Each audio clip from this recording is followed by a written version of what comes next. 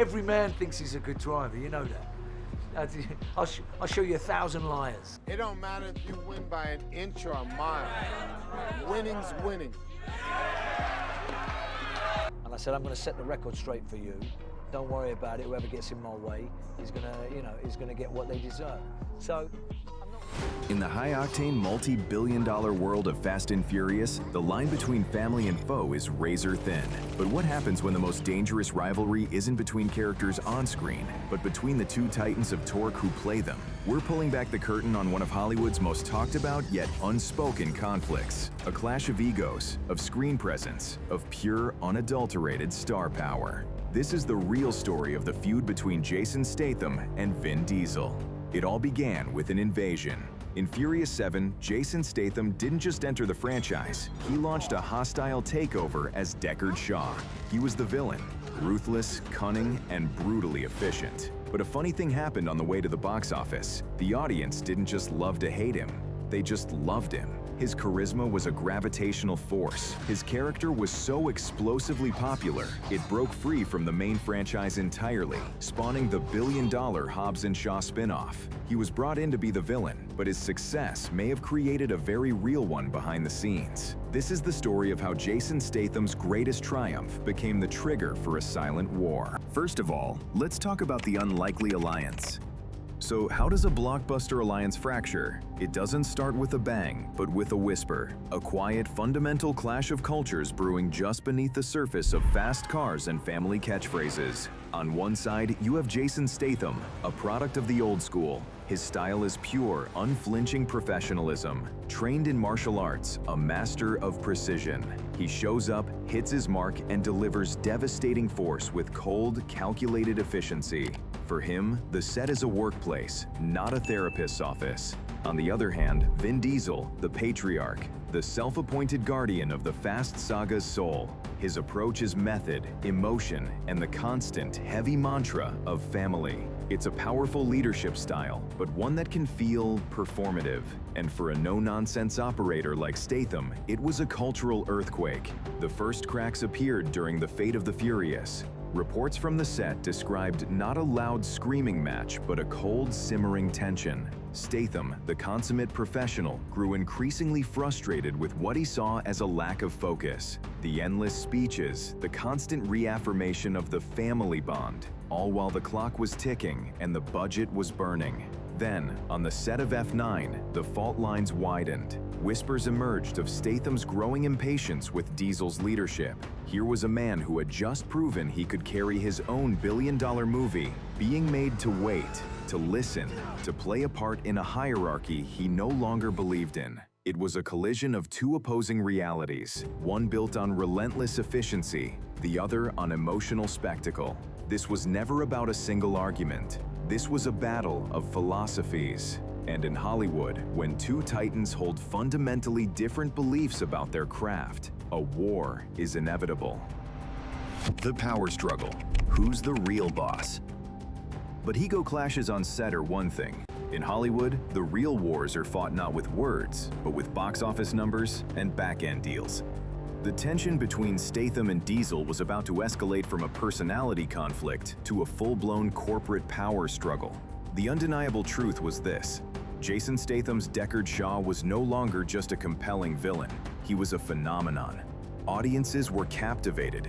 His cool, ruthless efficiency began to rival, and for some, even surpass the appeal of Dominic Toretto's weary Patriarch. Statham wasn't just in the franchise, he was becoming its most electrifying element. And then came the ultimate power move, Hobbs and Shaw. The spin-off was a seismic event.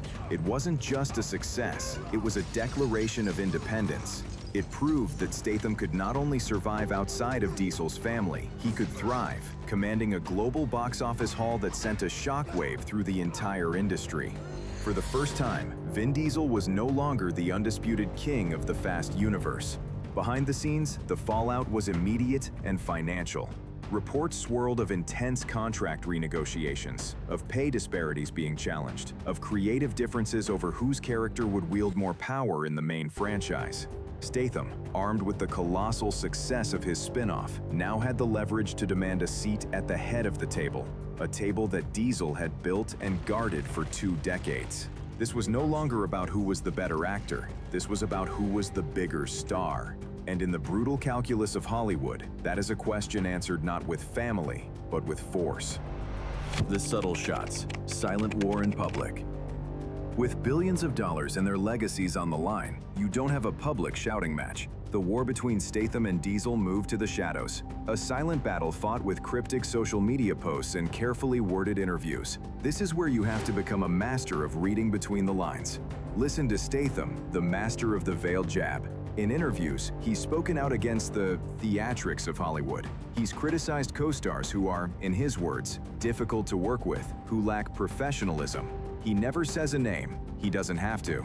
The target is clear when he talks about the frustration of working with people who are more focused on posturing than on getting the job done.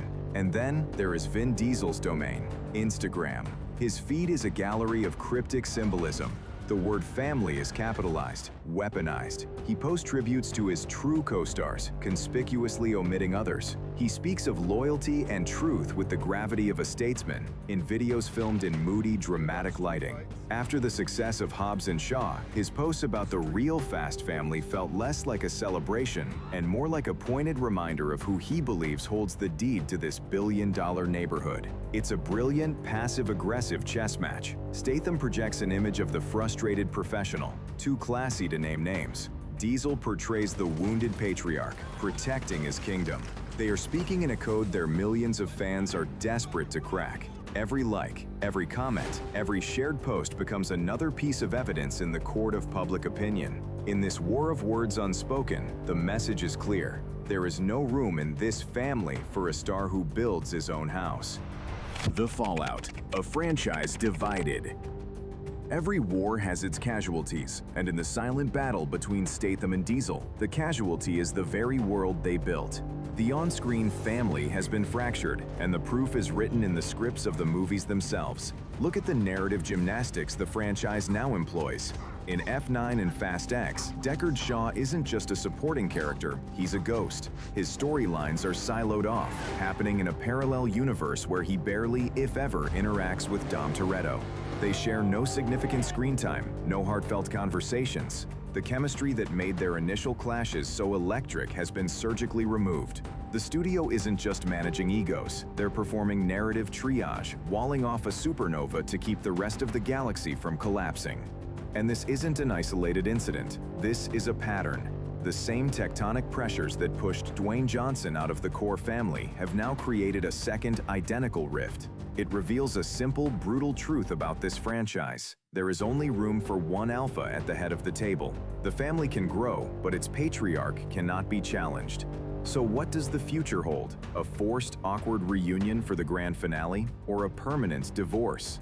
The path seems clear. Statham's future lies not with the family, but in his own expanding spy universe. The feud has effectively birthed 2 separate, competing empires under the same corporate banner. The cost of this Cold War is a fractured story, a divided fan base, and a legacy that will forever be remembered not just for its cars, but for the real-life drama it couldn't contain. The final verdict: an unfixable breach? So where does this leave us? We've seen the evidence, the clashing cultures, the battle for box office supremacy, the silent war of words, and the fractured franchise left in its wake. The final unanswered question remains: is this a breach that can ever be healed? Is this a professional disagreement, a clash of 2 mammoth egos that could be settled for one last lucrative paycheck? Or has it curdled into something deeper, more personal?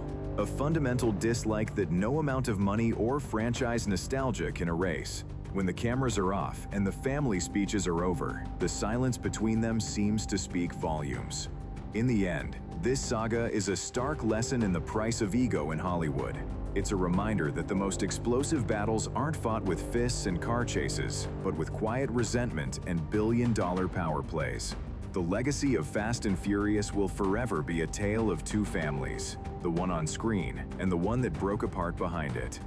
Now we turn to you. The court of public opinion is now in session. Let us know in the comments, whose side are you on? Team Professionalism or Team Patriarch? And don't forget to subscribe for the next chapter in Hollywood's biggest feuds. The fallout is far from over.